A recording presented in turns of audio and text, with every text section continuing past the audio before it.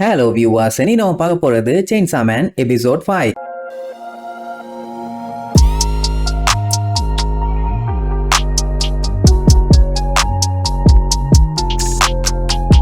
Open பண்ணா போன பாட்டுல நம்ம டெஞ்சி விபரீதமா ஒரு ஆசைப்பட்டு அந்த ஆசைய பவரும் நிறைவேற்றிக்கலாம்னு சொன்ன உடனே அவனுக்கு நான் செம ஹாப்பி.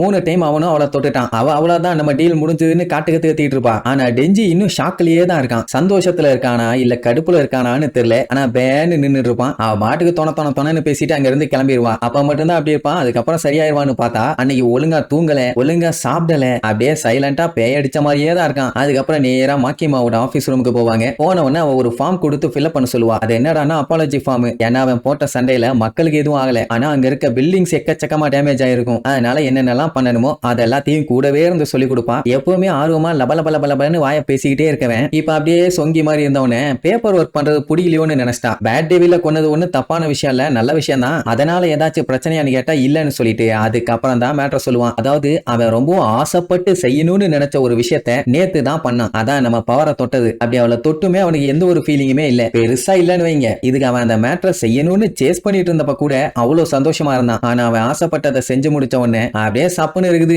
எந்த ஒரு பெரிய ஃபீலிங்குமே இல்ல, அவ்வளவுதானா அப்படிங்கிற மாதிரி ரொம்பவும் ஃபீல் பண்ணுவான். அவன் எதை பத்தி பேசுறான் உடனே அவன் விஷயத்த சொல்லுவான். ஆக்சுவலா இது கொஞ்சம் 18+, ஆனா நம்ம அவ்வளவு எல்லாம் போக வேண்டாம், சும்மா இதெல்லாம் ஒரு சீனுக்கு வரதானே, அதனால அப்படியே நான் லைட்டா சொல்றேன். மாக்கிமாக்கு புரிஞ்சு போச்சு டெஞ்சி இப்ப என்ன ஸ்டேட்ல இருக்கான்னு. உடனே நம்ம பயலுக்கு அப்படியே கிளாஸ் எடுப்பா. நான் இப்போ 1ஆம் கிளாஸ் 2ஆம் கிளாஸ் தான் அந்த விஷயத்துல வந்திருக்கேன். அதுல இன்னும் நிறைய விஷயம் இருக்குது, அதுக்கு என்னென்ன பண்ணணும் எப்படி பண்ணணும்னு சொல்லி ஒரு சின்ன டெமோ தான் கொடுப்பா. அதுக்கே பய ஹார்ட் பிதுங்கி வெளியில வந்துரும் போல, அப்படி தெரிச்சு வந்து விழுவான். அதுக்கப்புறம் டெஞ்சி கிட்ட ஒரு விஷயத்த பண்ண சொல்லுவா. என்னடான்னா அவன் கண்டவில கொல்லணுமாமா. அதுக்கப்புறம் தான் அதோட கதையை சொல்லுவா. 13 வருஷத்துக்கு முன்னாடி அது அமெரிக்கால உருவாச்சு. ஆனா அது இப்ப எங்க இருக்கு என்னன்னு சொல்லி யாருக்குமே தெரியல. சொல்ல போனா அது ரொம்ப ரொம்ப ஸ்ட்ராங்கான டெவில். எல்லா ஹண்டர்ஸுமே அதை கொல்றதுக்காக தான் ரொம்ப ஆசைப்படுறாங்க. அவங்களால முடியுமான்னு தெரியல, ஆனா டெஞ்சியால முடியும்னு மாக்கிமாக்கு ஒரு நம்பிக்கை. ஏன்னா மத்த டெவில் ஹண்டர்ஸ் மாதிரி நம்ம பைய இல்ல. அப்படி மட்டும் அவன் அந்த கண்டவில கொன்னுட்டான்னா டெஞ்சியோட ஆசை கனவு லட்சியம்னு எல்லாத்தையுமே நான் நிறைவேற்றுறேன்பா. அதாவது அவளையே அவனுக்கு கொடுக்க போறான். அவனால நம்ப முடியல. பாடாவதி பைய திருப்பி திருப்பி உண்மையான அதே விஷயத்த சொல்லி சொல்லி கேட்பான். அவளும் அட ஆமாடா பாடாவதி பையல, நிஜமாவே நீ சொல்ற எதை வேணாலும் நான் செய்வேன் அப்படின்பா. நம்ம பயலுக்கு இது போதுமே, வெறி கொண்டு வேலையை பார்ப்பானே. இப்ப மேட்டர் என்னன்னா அந்த டெவில் வந்து சாதாரண டெவில் இல்ல, பயங்கர ஸ்ட்ராங்கான பேடான டெவில். சோ அதை இவன மாதிரி ஒருத்தனால தான் சமாளிக்க முடியும்பா. அப்புறம் இன்னொரு கதை ஒண்ணு சொல்லுவா. என்னன்னா இதுக்கு முன்னாடி மக்கள் டெவில்ஸை காலி பண்ணுங்கறதுக்காக கன்ஸை யூஸ் பண்ணாங்க. இதனாலேயே ஊருக்குள்ள கிரைம் அது இதுன்னு ஏகப்பட்ட சம்பவங்கள் நான் ஸ்டாப்பா வந்துகிட்டே தான் இருந்துச்சு. மக்கள்லாம் அதுக்கப்புறம் கன் வயலன்ஸை பார்த்தாலே ரொம்பவும் பதற ஆரம்பிச்சிட்டாங்க. இதனால அவங்க சந்திச்சது ஏகப்பட்ட போராட்டங்கள். ஒரு நாள் அமெரிக்கால ஒரு டெரரிஸ்ட் குரூப் பயங்கரமா ஒரு அட்டாக் ஒன்று பண்ணானுங்க. அன்னைக்கு தான் கன் டெவில் முதல்ல அப்பியர் ஆனா. அப்படியே அங்க கட் பண்ணி இப்ப நம்ம அக்கியோட கதையை காட்டுறாங்க. சின்ன வயசுல அக்கி அவங்க அம்மா அப்பாவோட சந்தோஷமா இருந்தான். அவனுக்கு ஒரு தம்பியும் இருக்கான்னு வைங்க. அவன் பேரு டயோ. அவனுக்கு உடம்பு சரியில்லை. ஆனா இவன் போய் வாடா தம்பி விளையாடலான்னு கூப்பிட்டவனே, ஏன்டா மூளை கட்டவனே நல்லா வளர்ந்துருக்கில்ல, மண்டையில மாங்கா வேண்டாம், உடம்பு சரியில்லைன்னு சொல்லியிருக்கோம். இவனை போய் விளையாட கூப்பிட்டு இருக்க, போய் நீயே தனியா விளையாண்டுக்கானிருவாங்க. அது பயலுக்கு பயங்கர சோகமாயிரும். ஆனா தம்பிக்கு அண்ணன் சோகமா இருக்கு பிடிக்கல, நான் விளையாட வர்றேன்னு சொல்லி 2 பேரும் வெளியில விளையாட போயிட்டாங்க. அவங்க அம்மா அப்பாவுக்குமே சந்தோஷம், அண்ணன் தம்பிங்க ஒன்னா இருக்கானுன்னு. வெளியில பாத்தீங்கன்னா ஒரே பனி. இப்ப என்னன்னா அக்கிக்கு கடுப்பாயிருச்சு அவங்க அம்மா திட்டினதுல. அதனால நானே விளையாண்டுக்கிறேன், நீ ஒண்ணு என் கூட விளையாட வர வேண்டாம், கிளம்புன்னு அவன் தம்பியை விரட்டி விடுவான். ஐச உருட்டி இவன் மூஞ்சில ஒரு அடி, கொய்யால என்னையவே அடிக்கிறான்னு சொல்லிட்டு அவனு அடி. 2 பேரும் மாத்தி மாத்தி ஜாலியா விளையாட ஆரம்பிச்சிருவாங்க. ஆமா, இந்த மாதிரி வாழ்க்கையில நீங்க ஸ்னோபால்ல விளையாண்டுருக்கீங்களா? நான் இது வரைக்கும் இந்த மாதிரி இடத்துக்கு போனதும் இல்ல, இந்த மாதிரி பனி பெய்யறத பார்த்தது கூட இல்ல. ஐ மீன் நேர்ல சொல்றேன். நீங்க போயிருந்தீங்கன்னா எந்த இடம்னு சொல்லி கீழே கமெண்ட் பண்ணுங்க, முடிஞ்சா நானும் போக ட்ரை பண்றேன். இப்ப என்னன்னா ரொம்ப நேரம் விளையாடுறதுனால பயலுக்கு கை செவந்து போச்சா, இதுக்கப்புறமும் விளையாடணுமான்னு யோசிப்பான். அதுக்கப்புறம் தம்பி ரொம்ப ஆசைப்படுறான்னு சொல்லிட்டு சரி கிளவுஸ் எடுத்துடுவா, நம்ம கேட்ச் அண்ட் கேட்ச் விளையாடலாம்னு சொன்னோன்னு சரி ரைட்டுன்னு சொல்லிட்டு நேரா வீட்டுக்குள்ள போவான். யாரு? நம்ம அக்கியோட தம்பி டயோ. அவன் அப்படி போன அடுத்த செகண்ட் அந்த இடத்துல ஒரு பெரிய சூறாவளி காத்தே அடிச்சு அந்த வீடு எல்லாமே பிச்சுக்கிட்டு போயிடும். வீட்டுக்கே அந்த நிலைமைனா வீட்டுக்குள்ள இருந்த அவனோட அம்மா அப்பா தம்பிங்க என்ன உயிரோடவா இருப்பாங்க? எல்லாம் காலி. இப்படி இவங்க வீடு மட்டும் இல்ல, பாதி சிட்டியே அழிஞ்சு போச்சு. 5 நிமிஷத்துக்குள்ள 1.2 மில்லியன் மக்கள் செத்து போயிட்டாங்க. இந்த சம்பவத்தை பண்ணதே கண்டவில் தான். இப்படி ஒரு சம்பவம் நடந்ததுக்கு அப்புறம் அந்த கண்டவில் என்ன ஆனா எங்க போனான்னு சொல்லி யாருக்குமே தெரியல. மொத்தத்துல அக்கியோட ஃபேமிலி அழிஞ்சு போனது அந்த கண்டவிலால தான். இதுக்கப்புறம் தான் டெவில்ஸை பார்த்து உலகத்துல இருக்க மக்கள் எல்லாம் பயங்கரமா பயப்பட ஆரம்பிச்சிட்டாங்க. அந்த பயமே டெவில்ஸை இன்னும் ஸ்ட்ராங்கா மாத்துச்சு. இதனாலேயே உலகத்துல ஏகப்பட்ட மாற்றம். கன்ஸ் எல்லாத்தையும் எல்லாத்தையும் முடிஞ்ச அளவுக்கு கண்ட்ரோல் பண்ண ஆரம்பிச்சாங்க. இதெல்லாம் சொல்லும் போது டெஞ்சிக்கு அரைகுறையா ஏதோ ஒன்னு புரியுது, ஆனா புரியாத மாதிரியும் இருக்குது. பட் அந்த கன் டெவில் ஸ்ட்ராங்னு மட்டும் நல்லா தெரியுதுன்னு வைங்க. சரி உன்னால அதை பண்ண முடியுமான்னு கேட்டா அதான் அவனை வெறியேத்தி விட்டாலே, இதெல்லாம் எனக்கு கேக்கு சாப்பிடுற மாதிரி சும்மா தட்டி பிரிச்சிருவேமா. அதெல்லாம் ஓகே, பட் அப்படி பிரிக்கணும்னா அதுக்கு முன்னாடி கன் டெவிலை கண்டுபிடிக்கணுமே. அதுக்காக தான் அந்த கன் டெவிலோட புல்லட்ஸ் எல்லாத்தையுமே கலெக்ட் பண்ணி வச்சிருக்காங்க. ஆக்சுவலா அது வேகமா மூவ் பண்ணும். அப்படி மூவ் பண்ணும்போது அதோட பாடியில இருந்து இந்த மாதிரி பீசஸ் எல்லாம் கீழே விழும். அப்படி விழுகிற இந்த புல்லட்ஸை எந்த டெவில் சாப்பிட்டாலும் இப்ப இருக்கிறத விட பயங்கர ஸ்ட்ராங்கா மாறிடும். அதை அப்படியே எடுத்து காட்டுவா, கம்மு மாதிரி ஒன்னோட ஒன்னு ஒட்டியும். இதை வச்சே தெரிய வேண்டாமா அந்த கன் டெவில் எவ்வளவு ஸ்ட்ராங் ஆனதுன்னு. இப்ப இதை எதுக்கு இவ கலெக்ட் பண்ணிட்டு இருக்கானா, இதே மாதிரி இவன் நிறைய கலெக்ட் பண்ண அந்த கன் டெவில் எங்க இருக்குன்னு சொல்லி இதுவே காட்டி கொடுத்துரும். அதாவது கன் டெவிலோட ஒரிஜினல் பாடி எங்க இருக்குதோ அதை இது அட்ராக்ட் பண்ண ஆரம்பிச்சிடும். அதுக்கு இவங்க இந்த புல்லட்ஸ் எல்லாத்தையுமே கலெக்ட் பண்ணி அதிகமாகிக்கிட்டே வரணும். இதை சில பல டெவில்ஸுங்க எல்லாம் சாப்பிட்டுருக்குங்க. அதனாலதான் பவர்ஃபுல் ஆகி கொஞ்சம் ஆட்டம் அதிகமா போடும். அதை கண்ணா பின்னான்னு போட்டு தள்ளி அதுக்குள்ள இருக்க அந்த புல்லட்டை எடுத்துட்டு வருவாங்க. சோ அந்த வேலையை தான் இப்ப அக்கியும் ஹிமினோவும் பண்ணிட்டு இருக்காங்க. அதுவும் அக்கியெல்லாம் வெறித்தனமா பண்ணுவான். ஏன்னா அவனோட ஃபேமிலியை கொன்னதே கன் டெவில் தானே, அதை கொல்றதான் அவனோட வாழ்நாள் லட்சியமே. சரி ரைட்,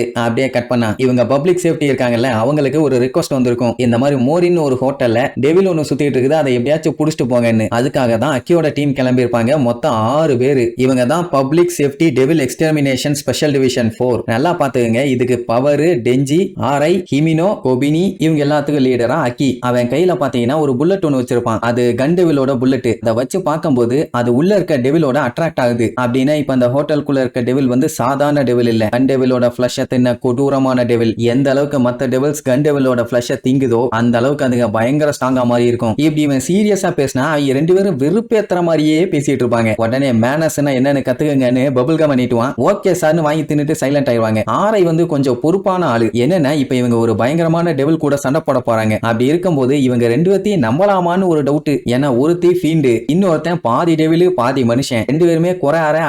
சோ இப்ப என்ன பண்ணலான்னு கேட்டா இவங்க உள்ள போறது டெவில காலி பண்றதுக்காக மட்டும்தான். இன்கேஸ் இவங்க அந்த வேலையை பண்ணாம அது பக்கமா மாறிக்கிட்டு இவங்களை போட்டு தள்ள ட்ரை பண்ணாலோ இல்ல தப்பிச்சோட ட்ரை பண்ணாலோ நம்ம அவங்கள கொன்றுவோன்னு கேஷுவலா சொல்லுவான். ஐயா உன் கூட வந்ததுக்கு இதான ஐயா மரியாதை, என்னப்பா கொஞ்சம் பிராங்க் பண்ணதுக்கே எப்படி ஆயிட்டான்னு குசு குசுன்னு பேசுவாங்களா. அவன் கேட்டுட்டு கடுப்பாயி காட்டு கத்துவான். அக்கி பையில பத்தி தெரியாதா, எப்பவும் பெர்ஃபெக்ட்டா இருப்பான். உடனே ஹிமினோ அக்கி கிட்ட எப்பவுமே கத்திக்கிட்டே இருக்காத, நம்ம அடுத்த வேலையை பார்க்கணும், போக்கஸ் பண்ணும்பா. அவனும் இதான் சாக்குன்னு. ஆமா அவ சொல்றதான் கரெக்ட், பேட் டெவில் இனி ஆல்மோஸ்ட் கொன்னு இருக்கும், ஆனாலுமே அடுத்து நான் இதுக்கு வந்திருக்கேன்ல அப்படி இப்படின்னு ஓவரா சீன் போடுவானா. உடனே ஹிமினோ ஒரு டீல் போடுவான். சரி ஓகேப்பா, நீங்க அவ்வளவு ரிஸ்க் எடுத்து இதுக்காண்டி இதை பண்ணணும், நான் வேணா உனக்கு ஒரு ஆஃபர் தரேன். யாரு உள்ள இருக்க டெவில கொல்றாங்களோ அவங்களுக்கு கன்னத்துல ஒரு முத்தம். என்ன ஓகேவான உடனே டெஞ்சி அப்படியே ஷாக் ஆயிருவான். ஆரை பதறுவான். ஐயோ அதெல்லாம் வேண்டாம், நீங்க ஒரு யங் உமன், இன்னும் கல்யாணம் கூட ஆகல, இந்த மாதிரி காவாலி பாலுக்கெல்லாம் போய் முத்தம் கொடுத்தீங்கன்னா உங்க நிலைமை என்ன ஆகுறது, அதெல்லாம் வேண்டாம்பா. அட ரிவார்டு கொடுத்தாதானே மோட்டிவேஷனோட வேலையை பார்ப்பாங்கன்னு சொல்லுவான். ஆனா நம்ம பையலுக்கு மாக்கிமா சொன்னது ஞாபகத்துக்கு வந்துடும். அவ தான் என்ன வேணாலும் செய்வேன்னு சொல்லியிருந்தாலே, அதனால உங்களோட ரிவார்டு எல்லாம் எனக்கு வேண்டாம், நான் ஆல்ரெடி பயங்கர மோட்டிவேஷனோட தான் இருக்கேன், யாருகிட்ட ஃபர்ஸ்ட் கிஸ் வாங்கணும்னு முடிவு பண்ணிட்டானாமா. அதனால அந்த கண்டெவிலோட ஃபிளஷை அடுத்தடுத்து கண்டுபிடிச்சு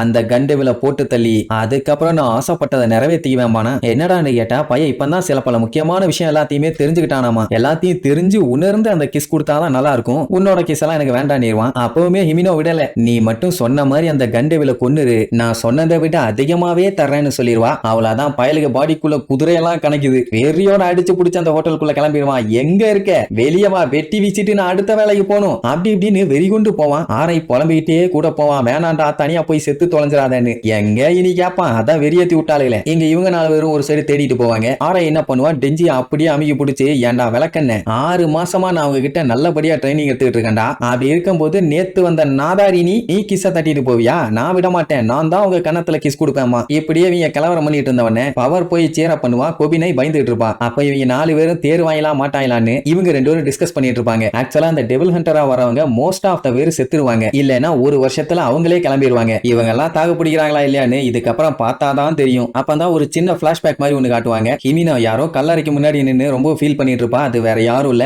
அவளோட 5th பார்ட்னர். அப்படின்னா ஹிமினோவோட பார்ட்னரா இருந்தவங்க இது வரைக்கும் 5 பேர் இறந்திருக்காங்க. 6ஆவதா அக்கி வந்து சேர்ந்திருப்பான். அன்னைக்கு சொல்லியிருப்பா நீயும் செத்து தொலைஞ்சிடாதன்னு. ஆனா அதுக்கப்புறம் இவ்வளவு நாள் சர்வைவ் ஆகி அக்கி கேப்டனாவே ஆயிட்டானே. சரி இப்ப அந்த ஹோட்டலை காட்டுறாங்க. அந்த டெவில் எங்க இருக்குதுன்னு சொல்லி அப்படியே தேடிட்டே போகும்போது திடீர்னு அங்க இருக்க ரூம் டோரை ஓபன் பண்ணிட்டு தலை மட்டும் தனியா நடந்து வரும். என்ன கன்றாவிடா இதுன்னு பாத்துட்டு இருக்கும் போதே அது கோபினைய கப வருமா. ஹிமினோ தடுப்பா, பவர் ஒரே போடு, தலை 2 துண்டா பொளந்து போய் விழும். கோபினை கொஞ்சம் பயந்தாங்கொலி போல. இப்படி ஒரு பலாப்பழ மண்டை 2ஆ கிடக்கிறத பார்த்தோன்னே பயந்து நடுங்க ஆரம்பிச்சிருவாளா. பவர் அவளை கிண்டல் பண்ணி சிரிப்பா. பிளைங்ல வந்து நின்னதை கூட பார்த்து பயந்துட்டியே லூசு, தொப்பி தொப்பின்னு. ஆக்சுவலா அது கோபினைய கப வரும்போது அதை அப்படியே ஸ்டாப் ஆயிரும். அந்த வேலையை பண்ணது ஹிமினோ தான். அந்த பவர் இவளுக்கு எப்படி கிடைச்சிருக்கும்னா கோஸ்ட் டெவில் கூட ஒரு கான்ட்ராக்ட் ஒன்னு போட்டிருப்பா. அதுல அவளோட ரைட் கண்ணை தானம் பண்ணி அந்த கோஸ்டோட ரைட் கையை இவ வாங்கி வச்சிருக்கா. என்ன அது இன்விசிபிளா இருக்கும், அதனால வெளியில தெரியாது. சரி அப்ப இதுதான் அவங்க தேடி வந்த டெவிலான்னு பார்த்தா இல்ல, அப்படின்னா வேற எங்கேயோ இருக்குது போலன்னு சொல்லிட்டு மாடிப்படி ஏறி அவங்க பாட்டுக்கு போய்கிட்டே இருப்பாங்க. இந்த பவர் சும்மா இல்லாம வீம்புக்குன்னே கொபினையை பயன்படுத்தி பயன்படுத்தி விளையாடுவா. உன்னை அப்படியே சொருகி கொன்றுவேன், இப்படி கொள்ளுவேன், அப்படி கொள்ளுவேன்னு. ஹிமினோ அவளோட கோஸ்ட் ஹேண்டை வச்சு பவரோட கழுத்தை புடிச்சு லாக் பண்ணி,